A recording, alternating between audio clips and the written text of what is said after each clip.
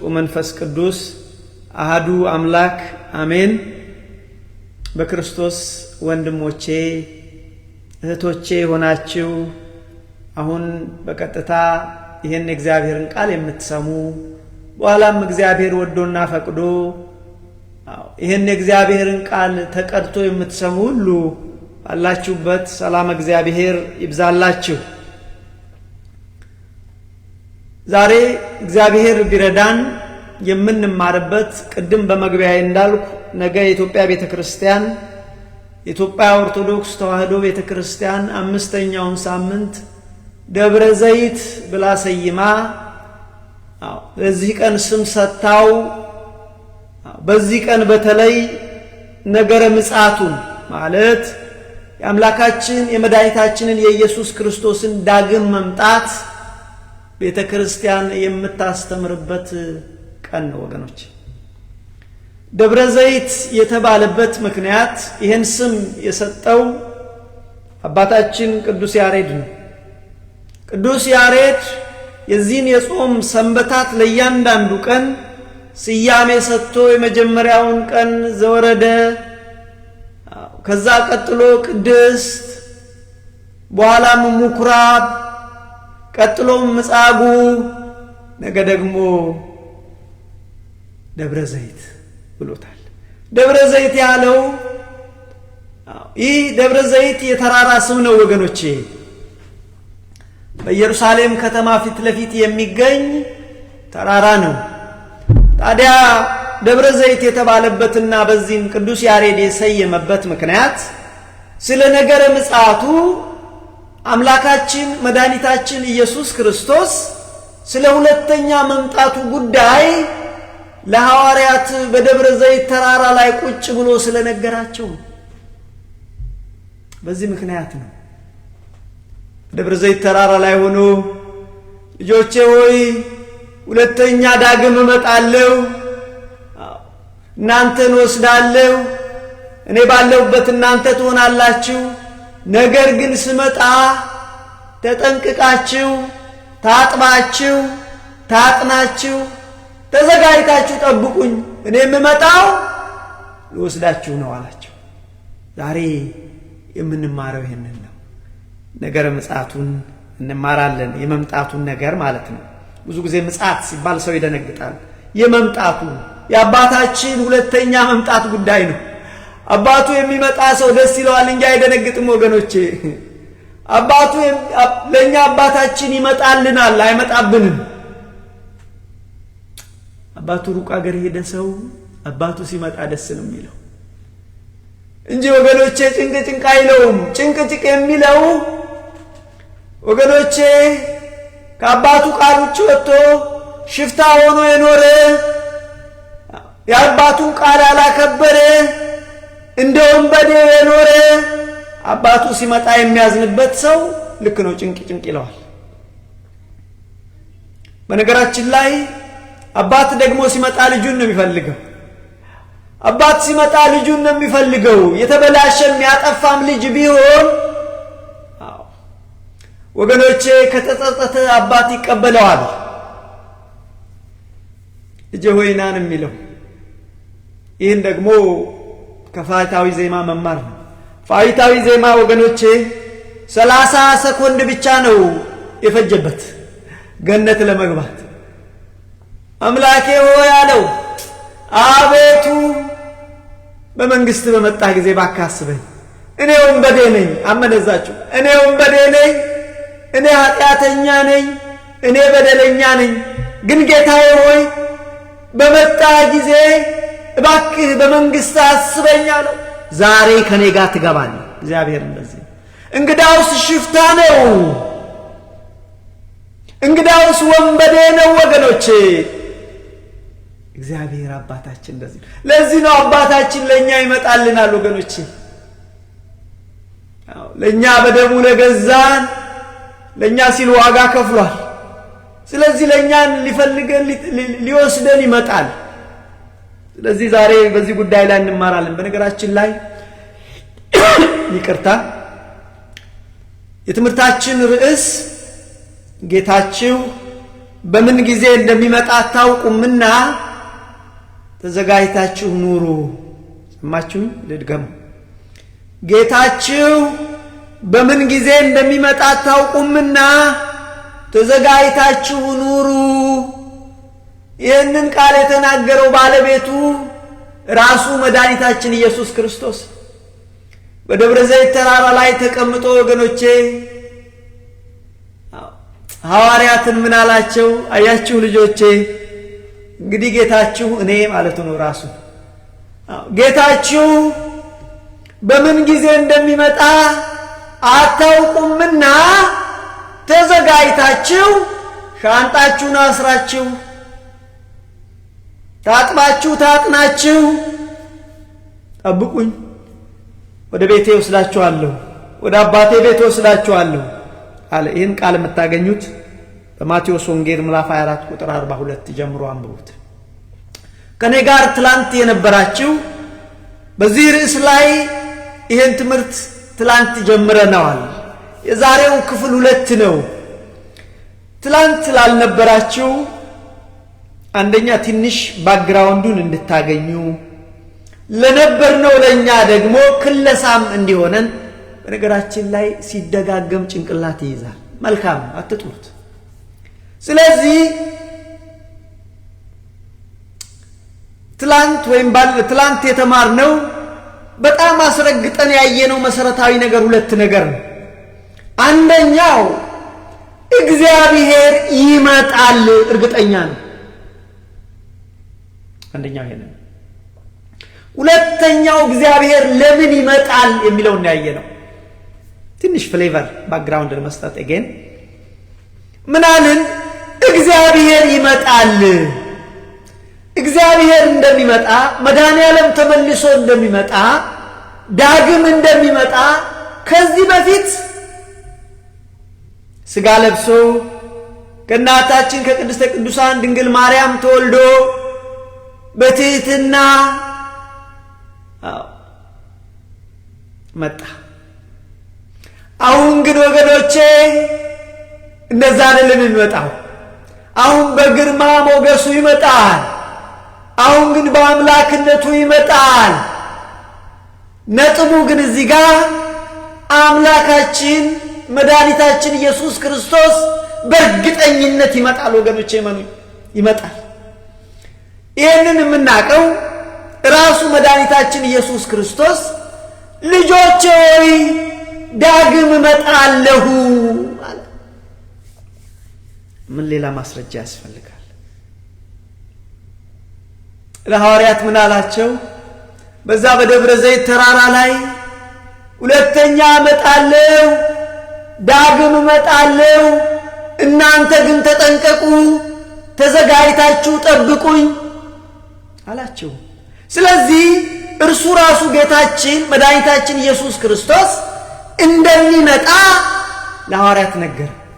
እንደዚህ አላቸው፣ ልጆቼ አላቸው፣ ወገኖቼ መጀመሪያ ላይ መሄዴ ነው አላቸው። እኔ መሄዴ ነው ሲላቸው ሆዳቸው ባር አለ። ፍርሃት አለው። ወገኖቼ ይህን ቃል የምታገኙት በዮሐንስ ወንጌል ምዕራፍ 14 ላይ ነው። ወገኖቼ ጥቅስ አላበዛባችሁም፣ እንድትይዙ ስለምፈልግ ሐሳቡን የምሰጣችሁ 2 ጥቅስ ብቻ ይሆናል። አንደኛው ዮሐንስ 14 ሄዳችሁ አንብቡ። ሁለተኛው ማቴዎስ 24 ነገ የሚነበበው 14 24 ቀላል አይደል? ስለዚህ በዚህ በዮሐንስ 14 ማቴዎስ 24 ዮሐንስ 14 የመጨረሻው መጽሐፍ እና የመጀመሪያው መጽሐፍ ዮሐንስ 14 ላይ እኔ መሄዴ ነው አላቸው። ልጆቼ እንግዲህ እኔ መሄዴ ነው አላቸው ሐዋርያት። እኔ መሄዴ ነው፣ ወደ አባቴ መሄዴ ነው፣ ወደ ቀደመ ስፍራዬ መሄዴ ነው አላቸው። ወገኖቼ ቤተሰቦቻቸውን፣ ሕይወታቸውን፣ ነገራቸውን ለሱ ብለው ለቀው ተከትለውት ስለነበር እሄዳለሁ ሲላቸው ጨነቃቸው። ስራቸውን ጥለው ኑሯቸውን ጥለው ቤተሰቦቻቸውን ሁሉ ነገራቸውን ጥሎ ስለተከተሉት እሄዳለሁ ባላቸው ጊዜ ባርባር አላቸው። ምን አላቸው? ከዚህ ቀጠለና አይዟችሁ በእግዚአብሔር እመኑ በእኔም እመኑ። እኔ እሄዳለሁ፣ ስፍራን ላዘጋጅላችሁ እሄዳለሁ፣ ቦታ ላዘጋጅላችሁ እሄዳለሁ። በአባቴ ቤት ብዙ ስፍራ አለ። ተመልሼ ዳግም እመጣለሁ፣ እወስዳችኋለሁ። እኔ ባለሁበት እናንተ እዛ ትሆናላችሁ፣ እኔ ባለሁበት እናንተ ከኔ ጋር ትሆናላችሁ። ስለዚህ የምመጣው ልወስዳችሁ ነው አላቸው። ስለዚህ ወገኖቼ በእርግጠኛነት ይመጣል። ለምን ይመጣል? ወገኖቼ አባታችን ሊወስደን ይመጣል። ወደ ቤታችን ወደ ሀገራችን ሊወስደን ይመጣል። አባባ ቶሎና ከልቤ ነው የምላችሁ። እግዚአብሔር ቶሎ ይምጣ ወገኖቼ፣ ይውሰደን። ለየትኛው እግዚአብሔር ይውሰደን፣ ይምጣ ይውሰደን። የገባቸው ወገኖቼ ጌታ ሆይ ቶሎና ይላሉ አይደለም? ዮሐንስ የመጨረሻው ራእይ ዮሐንስ የመጨረሻውን ሂዱና ቻፕተር 22 ምዕራፍ 22 የመጨረሻውን ቃል ውስጥ ኦ ጌታ ሆይ ቶሎና አሜን። መጽሐፉ በዚህ ተዘጋ። አያችሁ ሰዎች ሲገባቸው ኦ ጌታ ሆይ ቶሎና፣ አባታችን ሆይ ቶሎና፣ እግዚአብሔር ሆይ ቶሎና። እኛ ብቸኛ ነን አሁን። ቶሎና አለ ቶሎና። ስለዚህ እግዚአብሔር ይመጣል።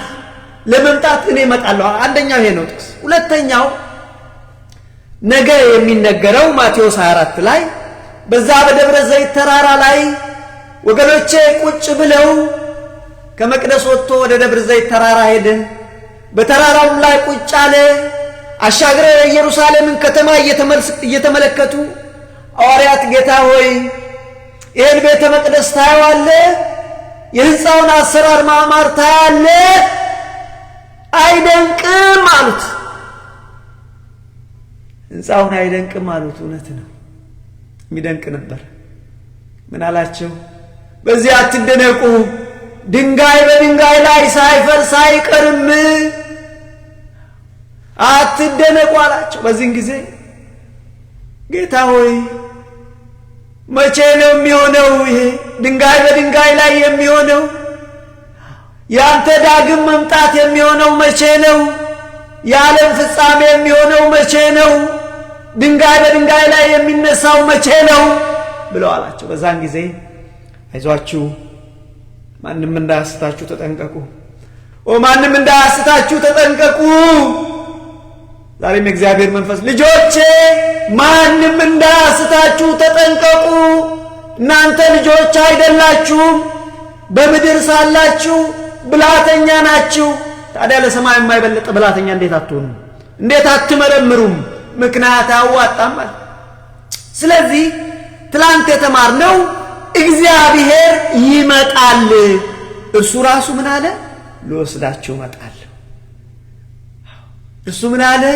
ዳግም እመጣለሁ፣ ለፍርድ እመጣለሁ፣ ዓለምን ላሳልፍ እመጣለሁ፣ ለእያንዳንዱ እንደ ሥራው ልከፍለው እመጣለሁ። ለእያንዳንዱ እንደ ሠራው መጠን ደሞዝ ልከፍል እመጣለሁ አለ። አባታችን ይመጣል ወገኖች፣ እግዚአብሔር ይመጣል። ስለዚህ ትላንት የተማርነው እግዚአብሔር ይመጣል፣ ራሴ እመጣለሁ ብሎ ነገረን። አንደኛው ይሄ ነው።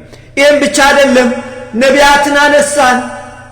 በተለይ ከ1000 ዓመት በፊት የነበረው መዝሙረኛው ነቢዩ ዳዊት ስለ እግዚአብሔር መምጣት ነግሮን ነበረ።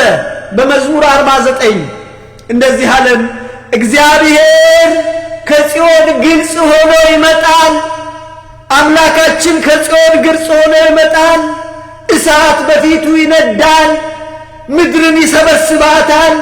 ሰሜንን አምጣ፣ ደቡብንም ልጆችን አምጣ፣ ምዕራብና ምስራቅንም ይጠይቃል። አዎ እግዚአብሔር ይመጣል፣ እሳት በፊቱ ይቀጣጠላል፣ እግዚአብሔር ይመጣል ብሎ ዳዊትም እንደዚሁ ነገረን። እግዚአብሔር ከክብሩ ከጽዮን ግልጽ ሆኖ ይመጣል። ምን ሆኖ ይመጣል? ግልጽ ሆኖ ይመጣል። ሁሉም ያየዋል። ቻይና ያለው ያየዋል። አፍሪካ ያለው ያያል ወገኖቼ። አውሮፓ ያለው ያየዋል። ደቡብ አሜሪካ ያለው ያየዋል። ካናዳ ያለው ያየዋል። ራሽያ ያለው ያየዋል። ግልጽ ሆኖ ይመጣል። ፀሐይን እንደማየት አይደለም፣ ፀሐይን ሁሉ አይም። ጨረቃን እንደማየት አይደለም፣ ጨረቃን ሁሉ ሰው አይም። እኛ ጋር አሁን ለምሳሌ እየመሸ ነው፣ ሌሎቹ ጋር ጨለማ ነው፣ አያዩም። እኛ እንኳን እናያለን መሰለኝ አለች። ለማንኛውም እሱ ሲመጣ ግን በአንድ ቅጽበት ሁሉ ሰው ያየዋል። ስለዚህ እግዚአብሔር በክብር ከጽዮን ግልጽ ሆኖ ይመጣል። ምድርን ይጠራታል፣ ለፍርድ ምድርን ይጠራታል። ምድር ሆይ ልጆቼን አንጪ፣ ባህር ሆይ ልጆቼን አንጣ፣ መቃብር ሆይ ልጆቼን አንጣ ይላል። ይመጣል፣ እግዚአብሔር ይመጣል። ስለዚህ ነቢያት እግዚአብሔር ይመጣል ብለው ነገሩ። ነቢያት ብቻ አይደሉም ወገኖች፣ ሐዋርያት። ትላንት 3 ሐዋርያትን ለምሳሌ 3 ቅዱሳንን አምስተን ነበር። ቅዱስ ጳውሎስ በአንደኛ ተሰሎንቄ ምዕራፍ 4 ላይ ክርስቶስ ዳግም ይመጣል አለን። ክርስቶስ ዳግም ይመጣል፣ ሙታን ይነሳሉ። ልክ ዳዊት እንደነገረ ሙታን ይነሳሉ። በሕይወት ቆመው የሚሆኑ ሰዎች ክርስቶስን ሊቀበሉ ወደ ሰማይ ይነጠቃሉ አለ። ይሄ ነው ክርስቲያኖች በዛን ጊዜ እድለኞች ሆነው የሚቆዩ ወገኖቼ። ምክንያቱም እሱ ሲመጣ እቺ ምድር ትቀልጣለች፣ መጣበታለሁ። ስለዚህ የእግዚአብሔር ሰዎች ሲነጠቁ፣ ቅዱሳን ሲነጠቁ ወደ እሱን ለመቀበል እንደ እግዚአብሔር ሐሳብ ያልሄዱ ግን ከምድር ጋር አብረው ይቀልጣሉ። እኔ አይደለሁም ያልኩት፣ አነብላችኋለሁ። ስለዚህ ቅዱስ ጳውሎስ ምን አለ? ሙታን ይነሳሉ፣ በሕይወት የምንኖር እኛ ልንቀበለው ወደ ሰማይ እንነጠቃለን። የሞቱ ይነሳሉ አለን ቅዱስ ጳውሎስ። ቅዱስ ጴጥሮስም በሩጫ ነው እዚህ ጋር ትላንት የተማርነውን ለክለሳ ስለሆነ ማሳያቸው።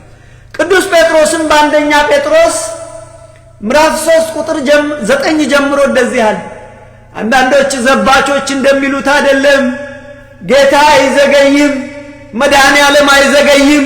የሚዘገየው ሰው ሁሉ ይድን ዘንድ ነው፣ አንድም ሰው እንዳይጠፋ ነው። ሰውን ሁሉ ይወዳል።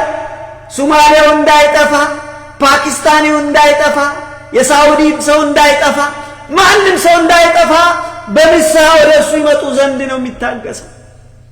አንዳንድ ዘባቾች እንደሚሉት አይደለም። አንዳንድ ዘባቾች እነዚህ ክርስቲያኖች ደግሞ ሁሉ ጊዜ እንደው ይመጣል ነው። አዎ ይመጣል፣ እግዚአብሔር ይመጣል። በኖህ ዘመን እንደዚህ አይነት ዘባቾች ነበሩ። ኖህ ሆይ ለመሆኑ እግዚአብሔር ይመጣል አልክ? የንፍር ውሃ ይመጣል አልክ? መቼ ነው ትቀልዳለህ አሉት። እንዳለው ውሃው መጣ፣ እነሱን ጥርቅ አድርጎ ወሰደ። አዎ ይመጣል። ስለዚህ ቅዱስ ጴጥሮስ ምን አለን? አዎ ክርስቶስ ይመጣል። የአሁኒቷ ምድርና የአሁኒቷ ሰማይ በእሳት ቀልጠው ይጠፋሉ። ሲመጣ አዲሲቷን ሰማይ አዲሲቷን ምድር ያመጣልናል። ቅዱሳን የሚኖሩበትን፣ የእግዚአብሔር ሰዎች ክርስቲያኖች የሚኖሩበትን አዲሷን ሰማይና አዲሷን ምድር በተስፋ እንጠባበቃለን። ይዞ ይመጣል ይላል። በመጨረሻ ያየነው ወገኖቼ ቅዱስ ዮሐንስ ወንጌላዊው በራእየ ዮሐንስ ምዕራፍ 1 ላይ እንደዚህ አለ። ልክ እንደ ዳዊት፣ ልክ እንደ ቅዱስ ጳውሎስ ቅዱስ ዮሐንስም ምን አለን? እግዚአብሔር ይመጣል፣ ግልጽ ሆኖ ይመጣል። አምላካችን አለ እሱ ግልጽ ሆኖ ይመጣል። የወጉት ጭምር ያዩታል። በዛን ጊዜ ምድር ዋይ ዋይ ዋይ ትላለች። ግን የማይጠቅም ለቅሶ ነው። ምድር ታለቅሳለች፣ ግን የማይጠቅም ለቅሶ ነው፣ የማይጠቅም ጩኸት ነው። እሱ ከሰማይ ይመጣል፣ እኛን ይወስደናል። ለአባቱ መንግሥት በሰማይ መቅደስ እናገለግለው ዘንድ ካህናት እንሆንለት ዘንድ የመቅደሱ አገልጋዮች እንሆን ዘንድ እግዚአብሔር ይወስደናል። አያችሁ የተመረጥንበትን ይህን ነገር ሰው ቢያስተውል ደስ ይለኛል። እግዚአብሔር ወገኖች በሰማይ መቅደሱ እንድናገለግለው ካህናት ሆነን አገልጋዮች ሆነን እንድናገለግለው ሊወስደን ይመጣል። ይገባችኋል? የእግዚአብሔር ካህን መሆን ማለት እግዚአብሔር ካህን መሆን እንግዲህ አስቡት። አይደለም የእግዚአብሔር የምድር ንጉሥ ካህን መሆን ምን ያህል የተመረጠ ሰው መሆን አለ። በእውቀቱ የላቀ ሰው፣ በቅድስናው ነቀል የሌለው ሰው ነው ለንጉሥ ለአንድ ንጉሥ እንኳን የቤተ መቅደስ ማነው የቤተ መንግስት ካህን የሚሆነው። ዝም ብሎ ተራው ሰው አይሆንም። እንደኔ አይነቱ ደካማ ሰው አይሆንም ወገኖች። አስቡት። እግዚአብሔር ግን እኔና እናንተን ለሰማይ መቅደሱ መረጠ። አያችሁ ቶሎ ይውሰደን እንጂ ሰማችሁ። ስለዚህ ቅዱስ ዮሐንስ ግልጽ ሆኖ ይመጣል። የወጉት ሁሉ ያዩታል። እኛን በሰማይ አገልጋዮቹ ሊያደርገን ካህናት ሊያደርገን ይመጣል። በምድር ያሉ ግን እንደ ሐሳቡ ያልሄዱ ዘባቾች የሆኑ ግን ዋይ ዋይ ይላሉ። ግን የማይጠቅም ለቅሶ ነው ይላል። ይህንን አየን ትላንት የተማርነው። ይህንን አንድ መጨረሻ ትላንት ያየነው ይሁን የሆነስ ሆነና ለመሆኑ እግዚአብሔር ለምን ይመጣል? መድኃኔዓለም ክርስቶስ ለምን ይመጣል አለን። እህቴ ሰላም እግዚአብሔር ይብዛልሽ። ለምን ይመጣል አልንና ክርስቶስ የሚመጣው ለሶስት መሰረታዊ ነገሮች ነው አለ። አንደኛ ክርስቲያኖችን ቅዱሳንን እኛን በደሙ የተዋጀነውን ሊወስደን ይመጣል። እኔ እመጣለሁ፣ እወስዳችኋለሁ፣ እኔ ባለሁበት እናንተ ከኔ ጋር ትሆናላችሁ። ስለዚህ አባባ የሚመጣው ወገኖቼ ሊወስደን ነው። በዚህ ደስ ይበላችሁ፣ ደስ ይበላችሁ። እኔ እመጣለሁ ወደ ሀገራችን ወስዳለሁ ቢል አባባ በደንብ አስቡት እንጂ መድኃኔዓለም እመጣለሁ፣ ልባችሁ አይረበሽ፣ በእግዚአብሔር እመኑ፣ በእኔም እመኑ፣ በአባቴ ቤት ብዙ ክፍል አለ፣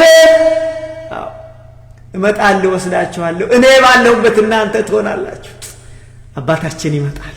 እግዚአብሔር ወገኖቼ ይመጣል። ለምን ይመጣል? ሊወስደን ይመጣል። የመጀመሪያው ምክንያት ለኛ ይመጣል። አይመጣብን፣ አትፍሩ።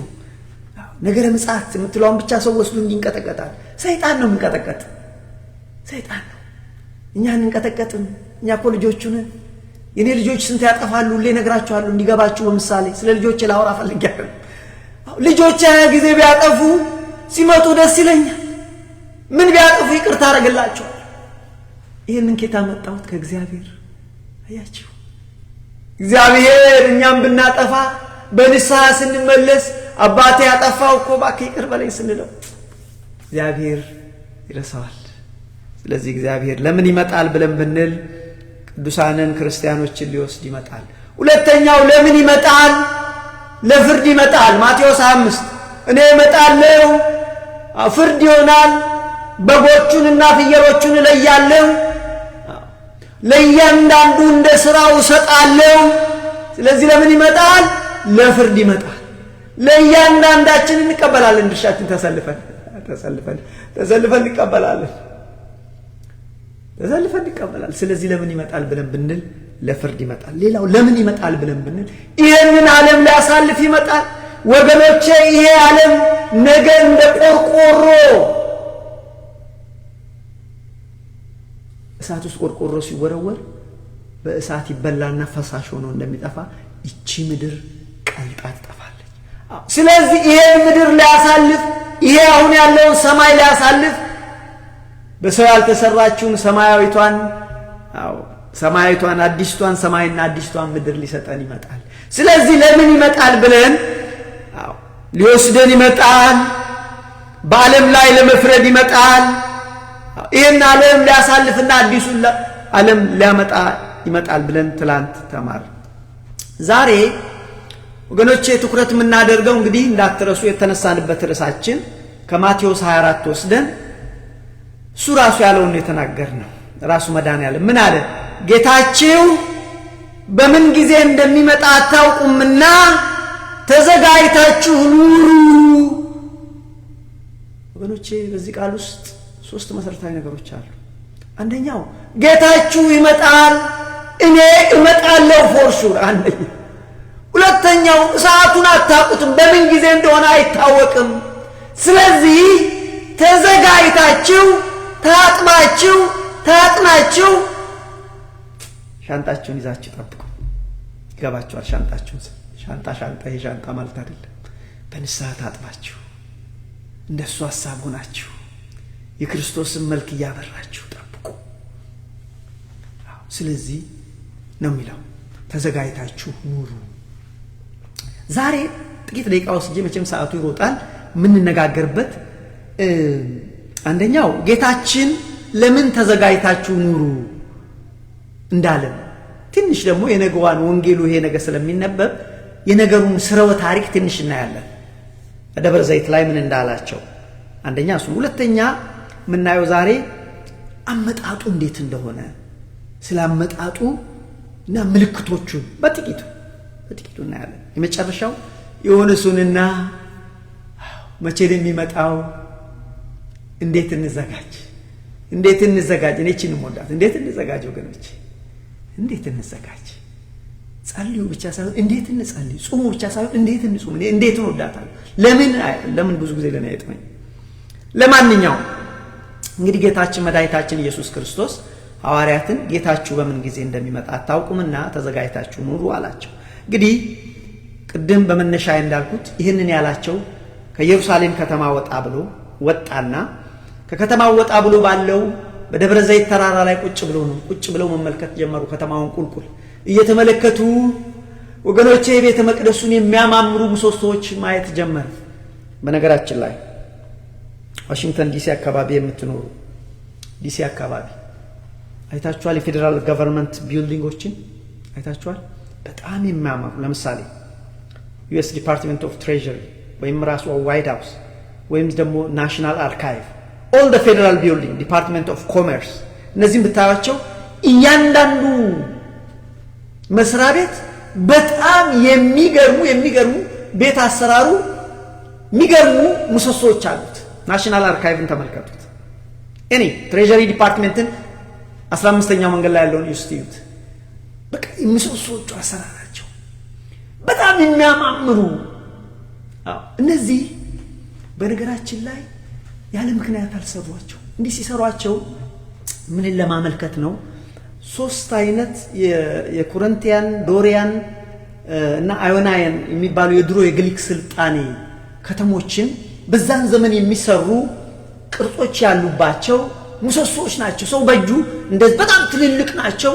ለምንድን ነው እንዲህ ያደረጉት ቢባል መንግስታችን ጽኑ ነው ሲሉ ነው። እነሱ እንኳን መንግስታችን ዘላለማዊ ነው ቋሚ ነው ሲሉ ያ ትልልቅ የሆኑ ምሰሶችን በፌደራል ገቨርንመንት ቢልዲንጋቸው ላይ ያደርጋሉ። በጣም ያምራሉ።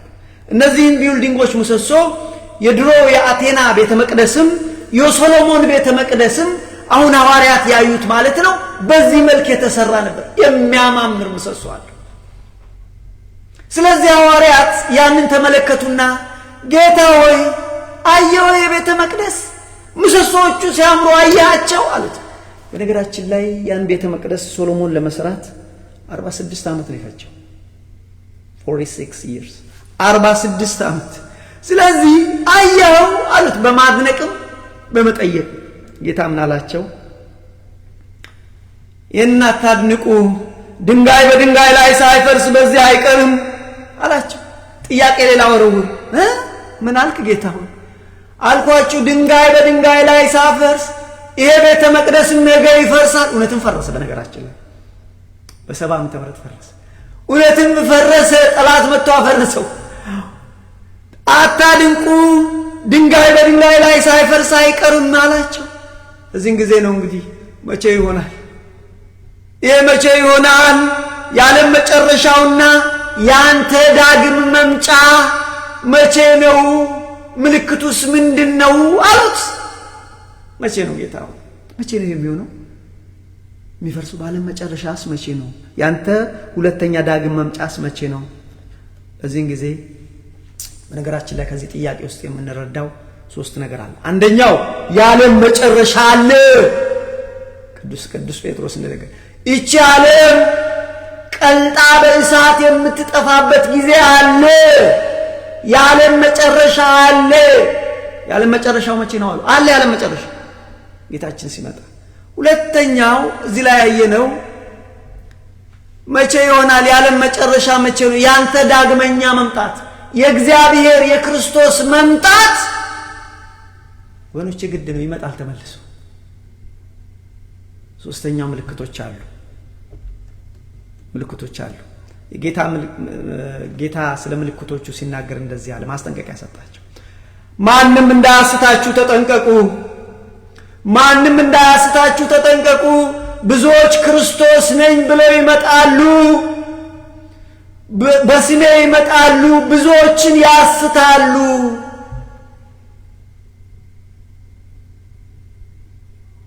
ብዙዎች ምን ብለው ይመጣሉ? ክርስቶስ ነኝ ብለው ይመጣሉ። በነገራችን ላይ ይህንን ማቴዎስ 24 ላይ ነው የምታገኙ። ከዚህ በፊት ማቴዎስ 23 ላይ ሄዳችሁ ብታዩት ምን ብለዋል? በመጨረሻው ዘመን ሐሰተኛ ነቢያት ይመጣሉ፣ ሐሰተኛ አስተማሪዎች ይመጣሉ፣ እናንተ ግን ተጠንቀቁ አለ። ይህ እውነት ነው። በነገራችን ላይ ዛሬ አልደረስንበትም። ታዲያ ሐሰተኛ ነቢያት፣ ሐሰተኛ አስተማሪዎች አሉ አለ።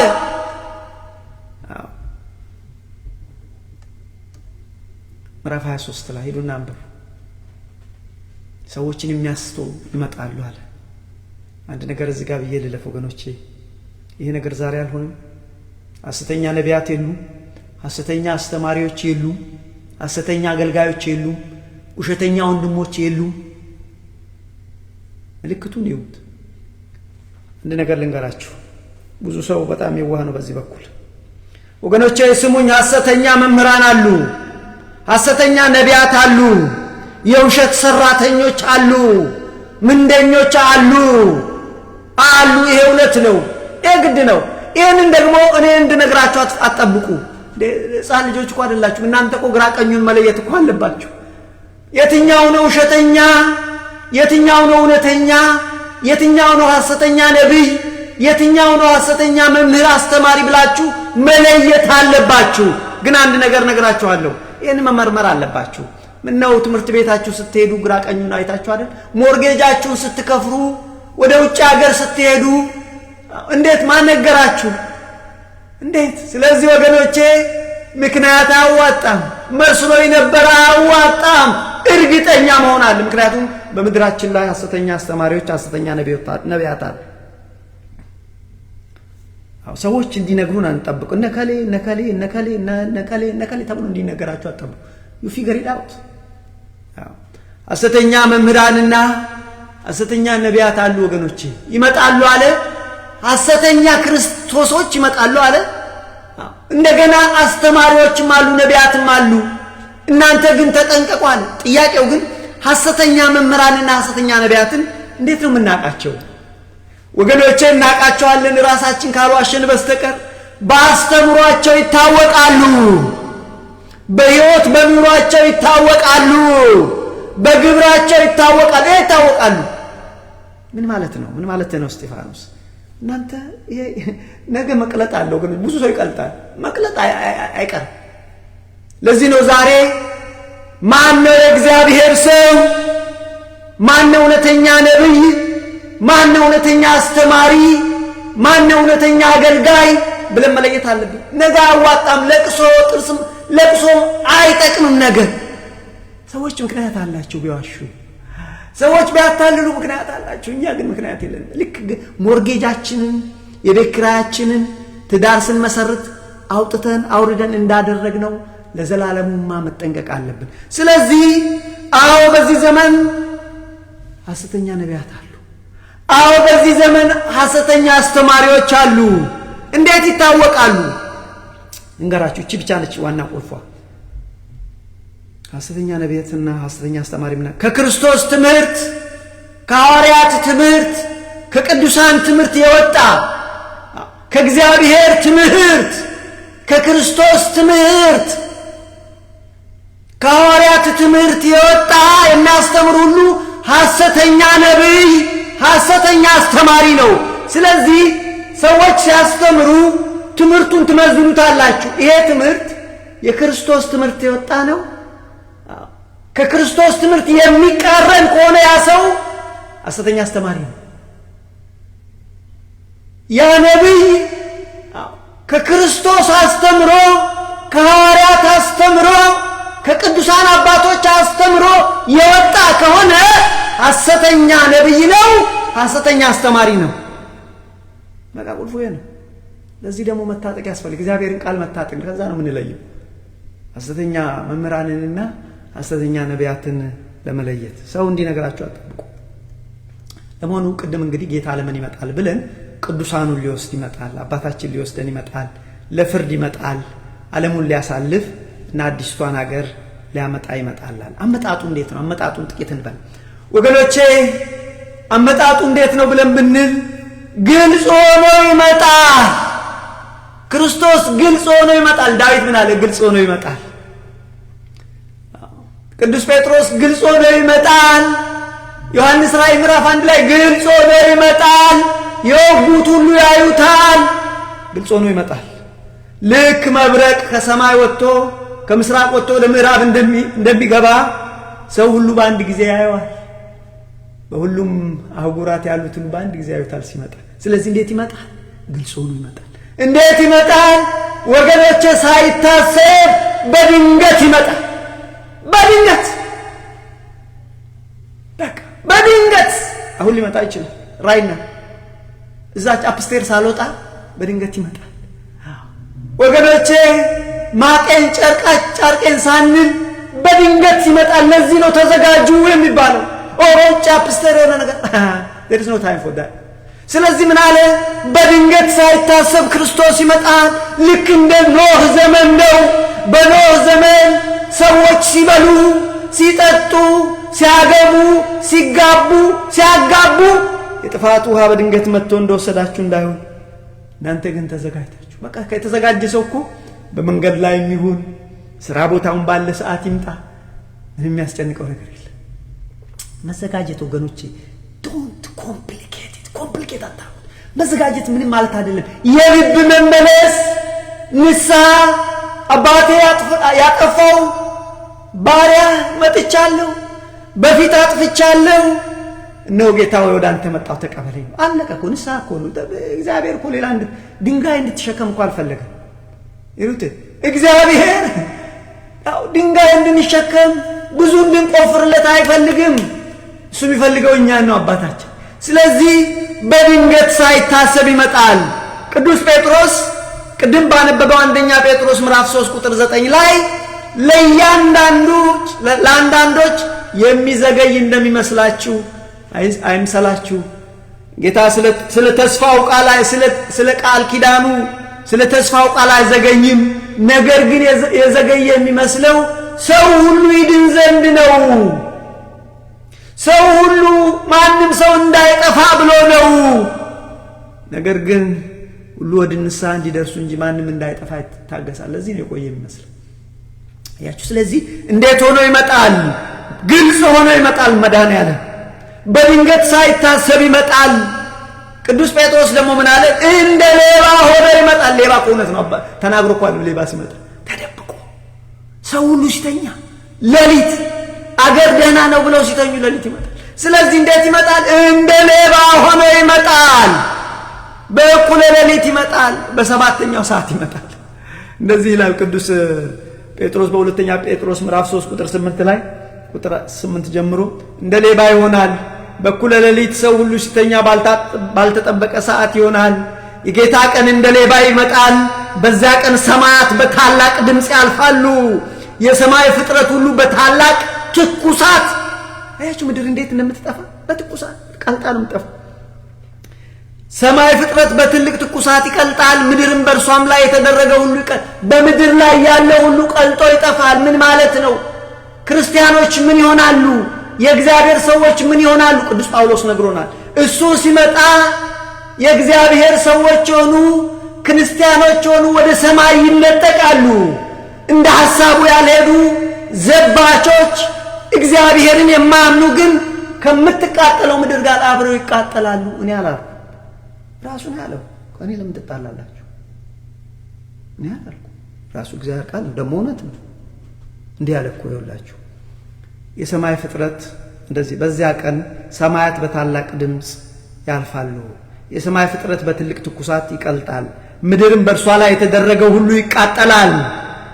ይህ ሁሉ እንዲህ የሚቃጠል ከሆነ የእግዚአብሔርን ቀን መምጣት እየጠበቃችሁና እያስቸኮላችሁ በቅዱስ ኑሮ እግዚአብሔርን በመምሰል እንደምን ልትኖሩ አይገባም? ምን አድርጉ?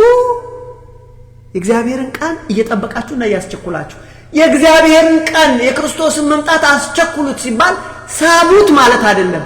እየጓጓችሁ በቅድስና በንጽህና እየኖራችሁ አባቴ መቼ ይመጣ ይሆን ብላችሁ እየናፈቃችሁ እየጓጓችሁ ሳትሰለችሁ የጓጓችሁ ማለት ነው። ጠብቁ፣ በቅዱስ ኑሮ ጠብቁ። ይሄ ሁሉ እንዲህ የሚቃጠል ከሆነ እግዚአብሔርን ቀን መምጣት እየጠበቃችሁና እያስቸኮላችሁ በቅዱስ ኑሮ እግዚአብሔርን በመምሰል እንደምን ልትሆኑ ይገባችኋል? ስለዚያ ቀን ሰማያት ተቃጥለው ይቀልጣሉ፣ የሰማይን ፍጥረት በትልቅ ትኩሳት ይፈታል። ነገር ግን ስለኛ ደግሞ ሲናገር ስለ ሀገራችን ነገር ግን ጻድቅ የሚኖርባት እግዚአብሔር ሰዎች የሚኖርባት ነገር ግን ጻድቅ የሚኖርባት አዲስ ሰማይና አዲስ ምድር እንደ ተስፋው ቃል እንጠብቃለን። ይሄ እውነት ነው። አያችሁ፣ እውነት ነው። ይሄን ካለ በኋላ ጥቂት ነገር ስለ ምልክቶቹ ተናግሬ ሰዓቴ ስለሄደ ዘጋዋል። ምልክቶቹ ምንድናቸው? ሊመጣ መሆኑን የሚያሳይ ምልክቶች ምንድናቸው ብለው ጠየቁት። ምንድነው ያላቸው? መጀመሪያ 3 ምልክት ደረጃ አለው አለ። አንደኛ ደረጃ አለ፣ ሁለተኛ ደረጃ፣ ሶስተኛ ምልክቶች አሉ። የመጀመሪያ ምልክቶች ወይም የምጣር ምልክቶች ፈርስት ሃንድ የሚታዩ ምልክቶች፣ አንደኛ ብዙዎች ክርስቶስ ነኝ ብለው ይመጣሉ፣ ብዙዎችን ያስታሉ፣ የጦርንም ወሬ እንሰማለን፣ ህዝብ በህዝብ ላይ መንግስት በመንግስት ላይ ይነሳል። አልሆነም ወገኖች፣ ይቀራል። ኢትዮጵያውያን ህዝብ በህዝብ ላይ መንግስት በመንግስት ላይ ረሃብ ይሆናል፣ ቸነፈር ይሆናል፣ የምድር መናወጥ ይሆናል። ዳሩ ግን ይሄ ሲሆን አለ ገና ነው። ይሄ መጀመሪያው ነው። አትደንግጡ ካለ በኋላ በዛን ጊዜ ተጨማሪ የሚሆኑ ነገሮች በተለይ በክርስቲያኖች ላይ የሚደርሰውን ፈተና ሲናገር ክርስቲያኖች ስለ ስሙ የተጠሉ እንደሚሆኑ፣ እንደሚገደሉ፣ እንደሚሰደዱ፣ ብዙ ሐሰተኛ ነቢያት እንደሚነሱ፣ ብዙ ውሸተኛ አስተማሪዎች እንደሚነሱ፣ የሰው ልጆች ፍቅር እንደሚቀዘቅዝ፣ ሰው ሁሉ እርስ በርሱ አንዱ አንዱን አሳልፎ ይሰጣል። እሱ ብቻ አይደለም፣ የሚገርማችሁ ወንጌል በዓለም ሁሉ ይሰበካል። እውነት አይደለም? ወንጌል በዓለም ሁሉ ይሰበካል። ሰው ይሰማል አይሰማም? እሱን ተውት። እሺ ሰዓት አልቋል እያለች ነው። ወንጌል በዓለም ሁሉ ላይ እንደሚሰበክ የሚጸና እንደሚድን በቅድስና ቦታ እንኳን በእግዚአብሔር ቦታ እንኳን ርኩሰትን ነገር ታያላችሁ። ሁለተኛው ምልክት ታላቁ መከራ የሚባለው ነው። ይሄ ታላቁ መከራው ሰዓት ላይ ፀሐይ እንደሚጨልም፣ ጨረቃም ብርሃኗን እንደማትሰጥ፣ ከዋክብት እንደሚረግፉ፣ የሰማይ ኃይላት እንደሚናወጡ ታላቅ መከራ ይሆናል። ይሄ ሁለተኛው። ሶስተኛው ነው የመጨረሻው ምልክት። በሩጫ ነው የሚሄደው። በሰማይ ምልክት ይሆናል። ከዚህ ሁለቱ ምልክቶች ካለፉ በኋላ ሶስተኛው ምልክት በሰማይ ምልክት ይሆናል። የሰው ልጅ በክብርና በኃይል በግልጽ እንደሚመጣ፣ ከመላእክቱ ጋር እንደሚመጣ መላእክቱ በዛን ሰዓት ይልካቸዋል። ወዴት? በአራቱ የምድር ጫፎች ይልካቸዋል። ነፍሳትን ሰብስቡልኝ፣ ሰሜን ሆይ ልጆቼን አንጣ፣ ደቡብም ልጆቼን አንጣ፣ ምስራቅና ምዕራብም እንደዚሁ ይላል። በዛን ሰዓት መላእክቱን ልኮ በቅዱስ ሚካኤል መላእክት መለከታቸውን እየነፉ ሙታን ሆይ ተነሱ፣ እግዚአብሔር መጣ፣ ሙታን ንቁ፣ ሙታን ምድር ሆይ ልጆቼን አንጪ፣ ባህር ሆይ የበላኸውን አንጣ። ነፍሳት ይሰበሰባሉ። እንደዚህ ይላል፣ በነገራችን ላይ ኢሳይያስ ምዕራፍ 43 ቸኩዬ ነው እንጂ ባነብላችሁ ደስ ይላል። እንደዚህ ይላል። ጫፉን ብቻ ላንብብላችሁ። ኢሳይያስ 43 ከቁጥር 1 እስከ 7 በሚመጣበት ሰዓት እንደዚህ ይላል። ሰሜንን እንደዚህ ይለዋለሁ፣ ሰሜንን መልሰህ አምጣ፣ ደቡብንም አትከልክል። ወንዶች ልጆቼን ከሩቅ ሴቶች ልጆቼንም ከምድር ዳርቻ በስሜ የተጠራውን ለክብሬ የፈጠርኩትን የሰራሁትን ያደረኩትን ሁሉ አምጣ እለዋለሁ። በአጠቃላይ ወገኖቼ አመጣጡ ይሄን ይመስላል። የሆነ ሰው መቼ ነው የሚመጣው ለሚለው ባጭር አመላለስ እሱ የሚመጣበት ቀን አይታወቅም። እሱ ራሱ ልጅ እንኳን አያውቅም ከእግዚአብሔር አባቱ በስተቀር ብሎ አለ። ብዙ ሰዓት አልፈጅም። እንዴት እንዘጋጅ? ትምህርቱ ለመጠቅለል ስለፈለኩ ወገኖቼ እንዴት እንዘጋጅ? ዋናው ተዘጋጁ አይደል የተባልነው? አታክብሉት። ትምህርታችን አይከለክለን፣ ስራችን አይከለክለን፣ ትዳራችን አይከለክለን፣ ልጆች ማሳደጋችን አይከለክለን፣ ቤተሰቦቻችን መርዳት አይከለክለን። ምንም እኮ ችግር የለም። ልብ ብቻ ነው እግዚአብሔር የሚፈልገው።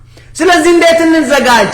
ንስሐ በመግባት በንስሐ በመታጠብ ለሰራነውም ላልሰራነውም ኃጢአት አድርጉ ተብለን ስላላደረግነው ንስሐ እንገባለን።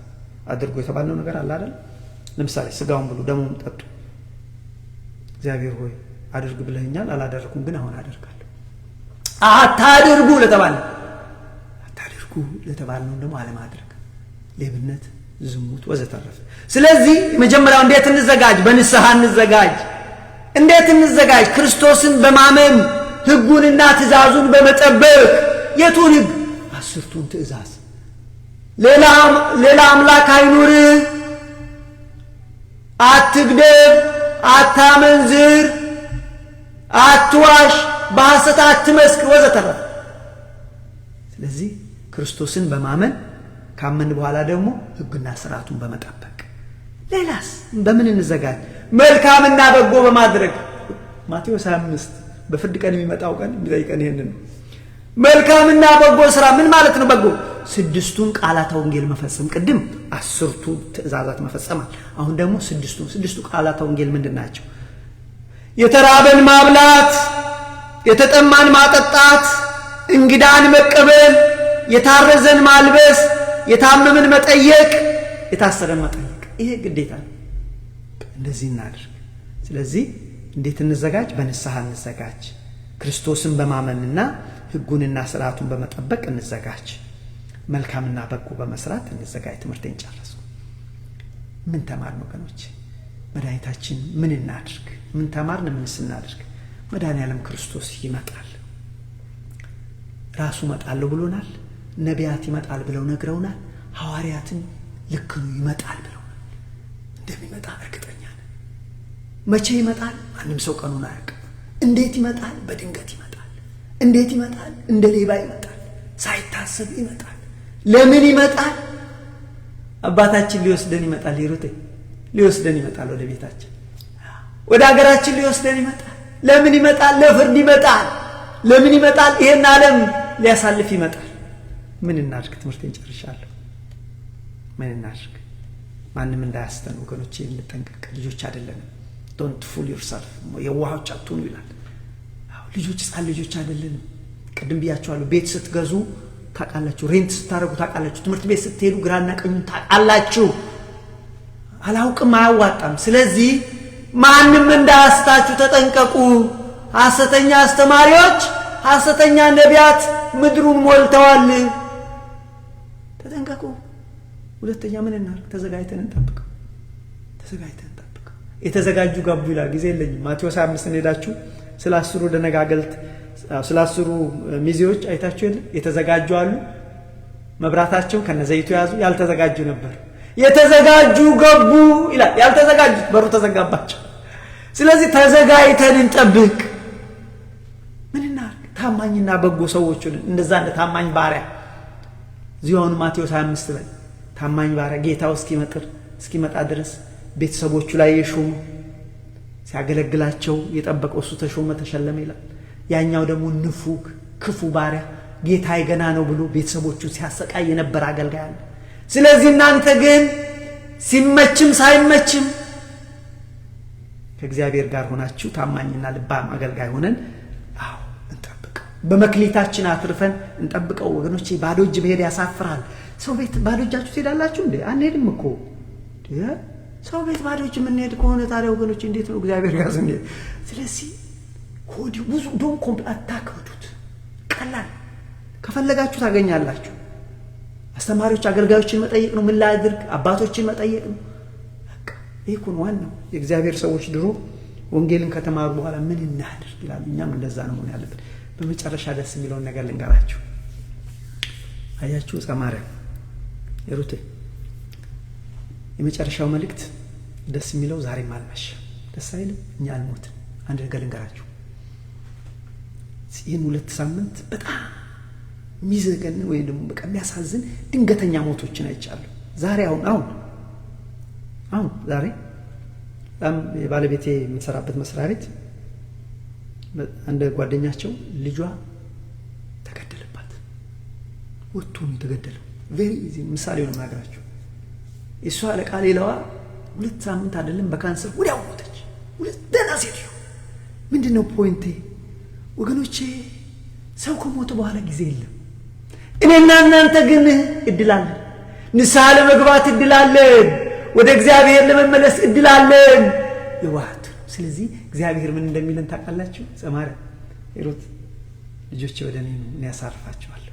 እግዚአብሔር ከኔና ከናንተ ምንም እኔ እናንተ ነው ፈልጋችሁ፣ ከናንተ ምንም አልፈልግም፣ እናንተ ብቻ ኑልኝ ነው የሚለው። ያስተማረን የመከረን አባቶቻችን አምላክ እግዚአብሔር ስሙ የተመሰገነ ይሁን። ነገም እንግዲህ 11:30 ላይ እንደዚሁ አለን። 1 PM ላይ ደግሞ በዛ ሰዓት የማይመቻችሁ 1 PM ላይ እንደዚሁ አለን። ያስተማረን የመከረን የአባቶቻችን አምላክ እግዚአብሔር ስሙ የተመሰገነ ይሁን። የቅዱሳን ረድኤታቸው በረከታቸው በእኛ ላይ አድሮ ለዘላለሙ ይኑር። ሰላም እግዚአብሔር ይብዛላችሁ። ደህና ደሩ። ሰላም